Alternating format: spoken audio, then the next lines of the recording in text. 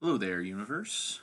Um, so today's video, I want to discuss um,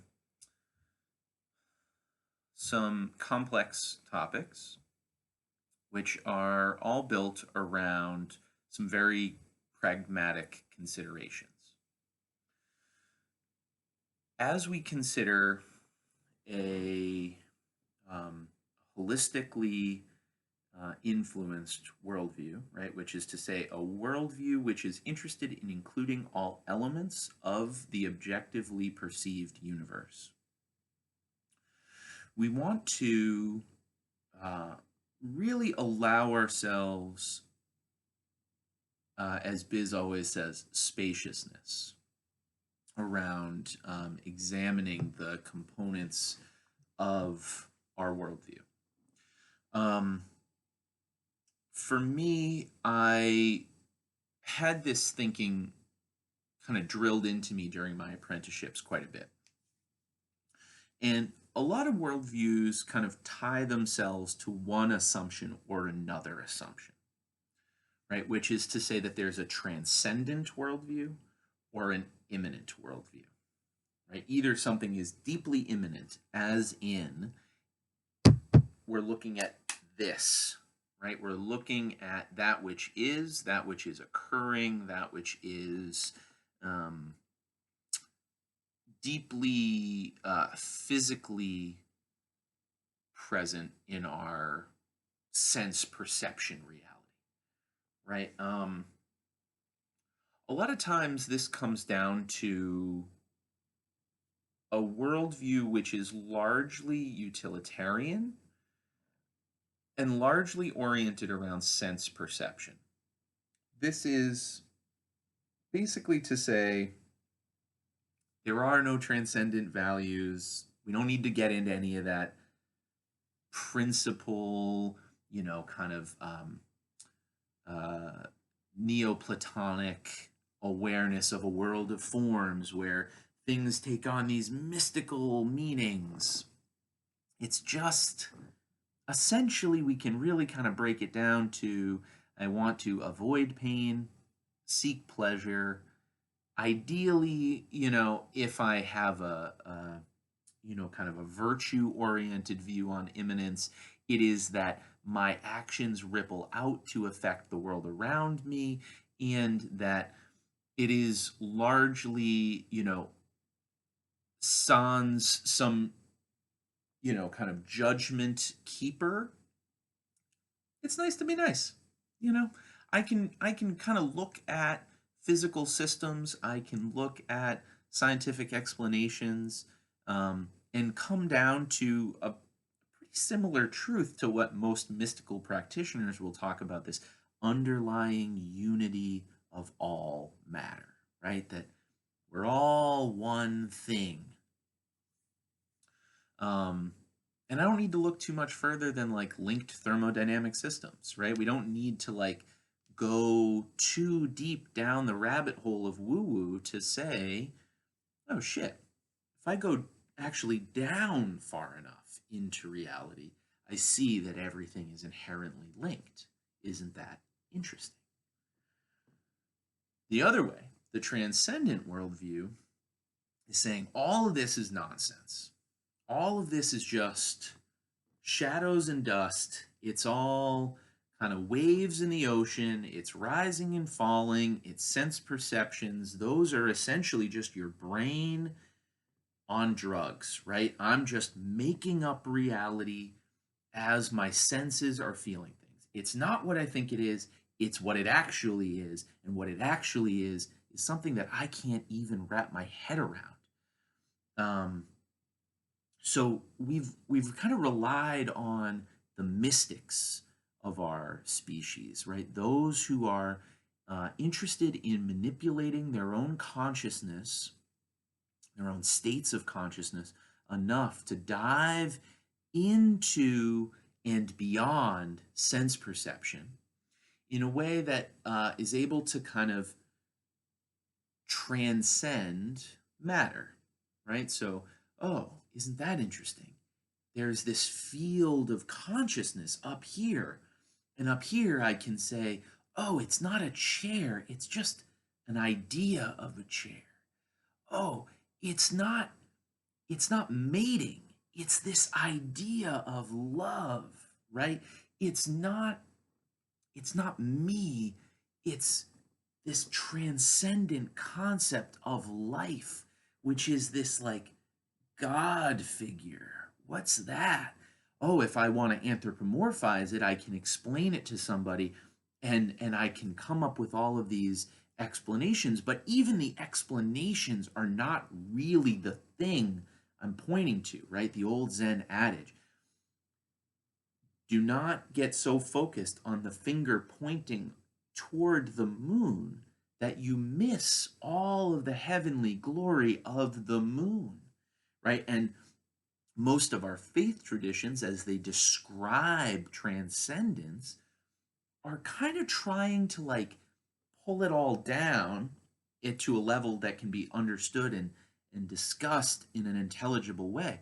But it's not the thing, right? Everybody who you talk to about the mystical experience will say it's not quite the thing. The words kind of fail me as I try to consider it, and that's in and of itself kind of a challenging uh, it's a challenging thing to consider, right? So we have this kind of immanent perspective, which again we can find the unity of all things if we go deep enough into it. If we go down to the particle level, we can go toward the transcendent level of it, which is like, holy shit, it's all one. If I can zoom out far enough and see that all matter is just linked in this one sort of waves in space.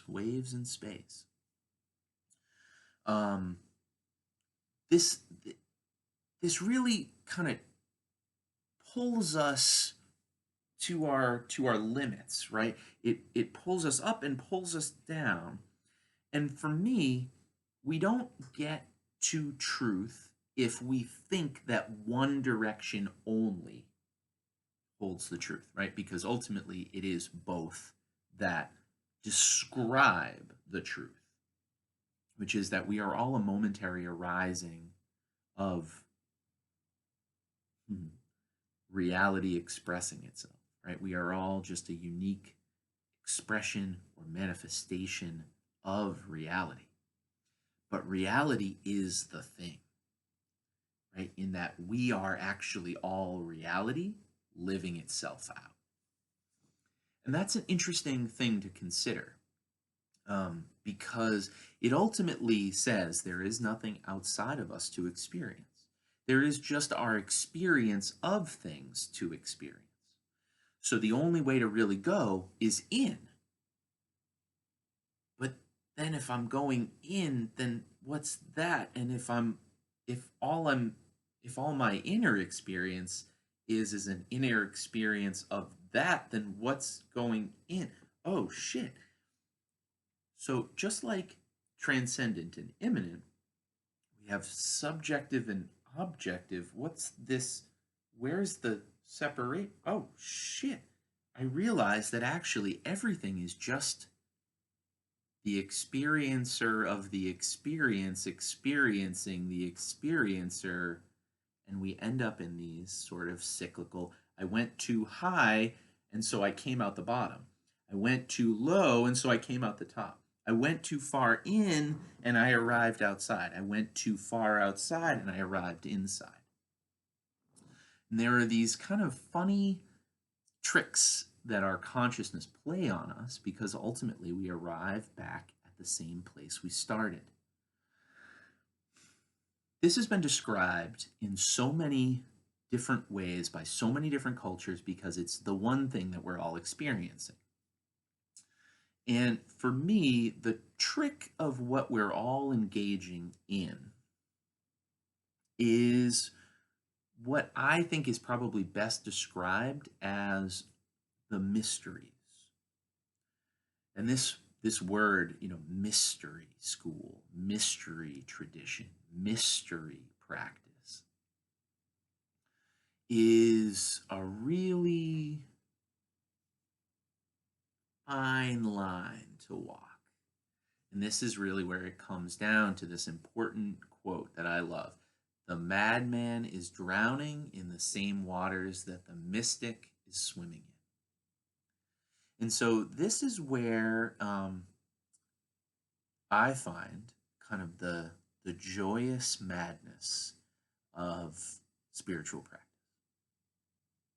At a certain level, we leave behind what is simple for what is complex, only to arrive back at simplicity. And the more deeply we descend into simplicity, the more we arrive at complexity. And I love that about this work of consciousness development, consciousness manipulation, consciousness cultivation, maybe is probably the best word for it. And I find that our work as humans is largely to accept this, not to do anything about it, to note it, to see it, to be in joyous relationship to it, and then to let it go, just to let it go. This is dependent on memory more than most things. If I can maintain and train my memory, I can connect points in time. And what I find for myself, at least about my spiritual development, my spiritual work, is that it's not actually the individual moments that make something important.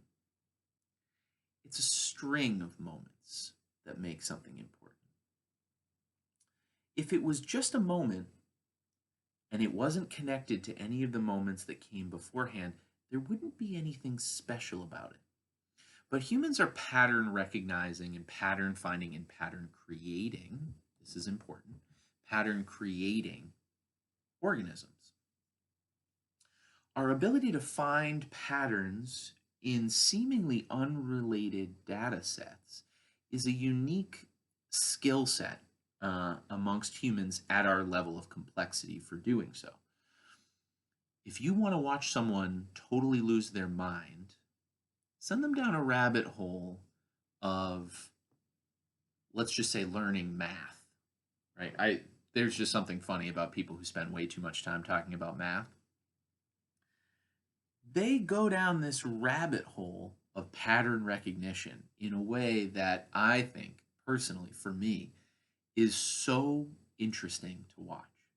And they'll start talking about these kind of vortexes of mathematics that lead them further and further into the ether. And yet, they can always rationalize their explanations.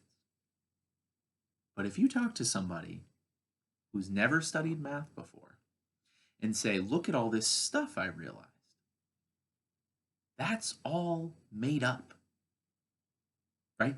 Because they basically are saying, like, no, I lift the thing. I don't understand what you're talking about. It's such an approximation of reality that you have to go down the road of learning to groove those patterns over time, learning to find those patterns over time.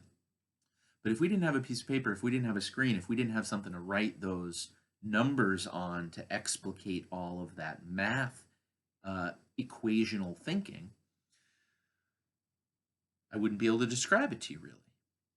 It would all be these kind of approximations, metaphors, poetries, etc., that would bring us back to this much more narrative-based oral tradition around expressing kind of the ineffability of reality. Because so much of this is ineffable. So I can be talking about math, or I can be talking about biology. I'm still describing the same system. There is no separation in chemistry, mathematics, and biology. It's all just talking about reality. There's no separation. So when we talk about interdisciplinary study, when we talk about transcendence and immanence, when we talk about pattern recognition, we foolishly separate ourselves out into specializations. And that, for me, is where we start to draw ourselves down into this separation from one another. Coming back to what does everybody need to hear to understand? What does everybody need to see to understand? What does everybody need to feel to understand? And where can we find middle or common ground around our work? And is it better to have more pattern recognition? Or is it worse to have less pattern recognition? And what happens when my memory is gone? Oh shit, I knew something, but now I don't know it anymore. Am I better or am I worse? Or is it just important to recognize that it's actually not about better or worse? It's not about comparison or competition. It's just about being in the moment. It's not about transcending the moment. It's not about descending into the moment. It's just about being in the moment. This moment, the only moment I can be inside of. Sharing that experience as richly as possible with others is a beautiful opportunity, but not necessary, not a requirement. There is no test to be graded on. There is no grade to be compared against other people's grades. There is no rank to be had relative to anybody else, because all of that is an abstraction of reality. We're all just soup. We're all just waves in the ocean, rising and falling back, rising and falling back. Is the crest of the wave more important than the valley? Of course not. They can't be removed from one another. And so, as we play, as we step into consciousness work, as we get pulled and pushed by all of these communicators and their perspectives and their abstractions, can we allow ourselves to sit still long enough to just let what is be? And can we let what is being be perfect?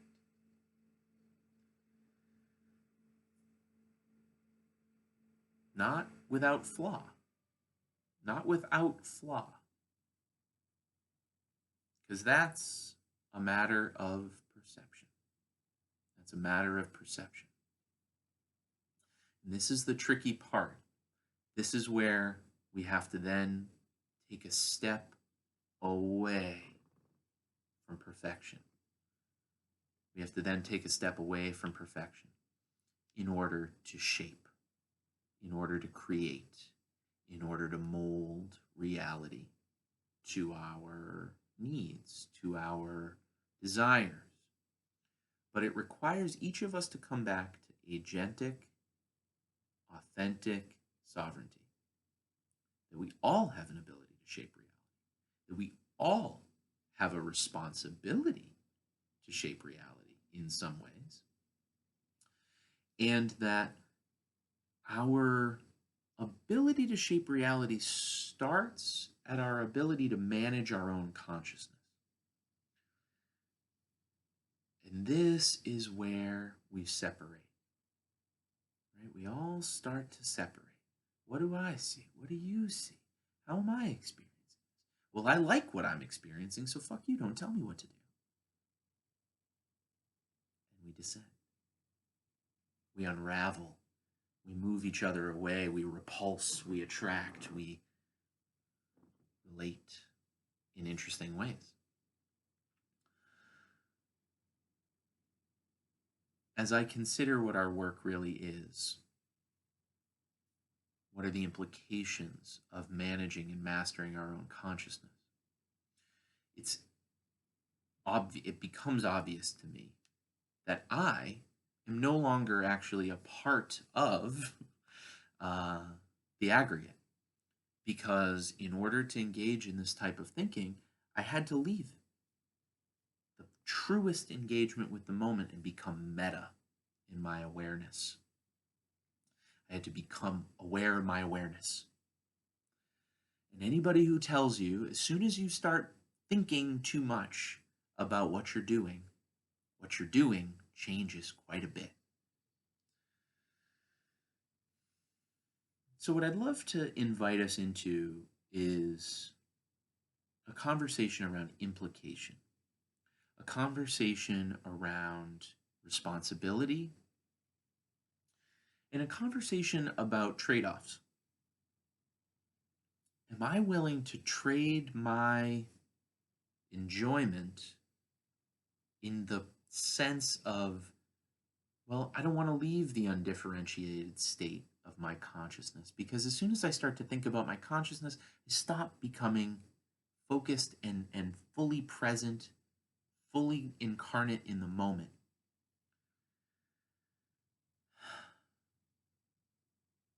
But the only way to create a better future is to fully leave the present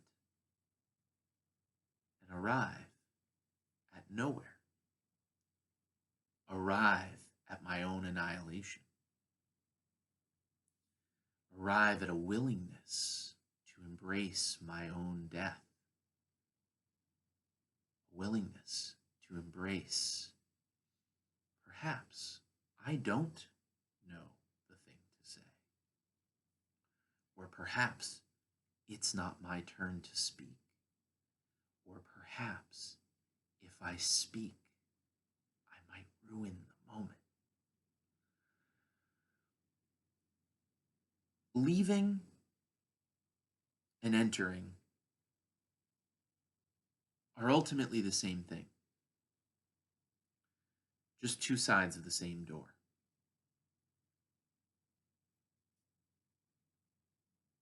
I believe very much that the door is always present, is always accessible, but it requires us to be willing to make a profound sacrifice. That sacrifice is about our ability to fully incarnate in a moment.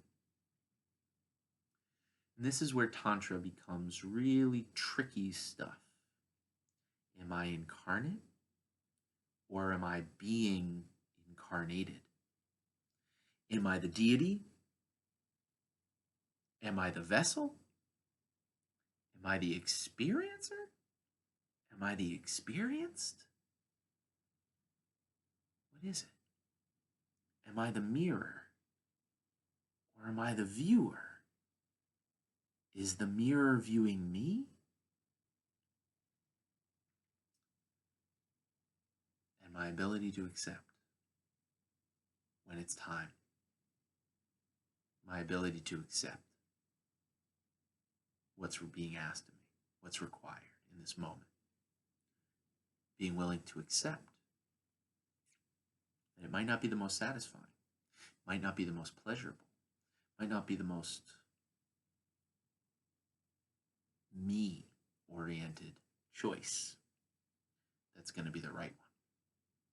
And the right one is all about what your goals are, all about what your intentions are. Thank you for going down this rabbit hole with me.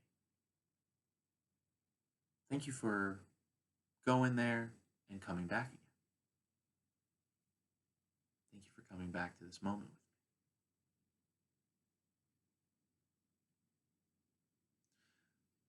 I invite you to join me in the leaving and the returning, because that is what consciousness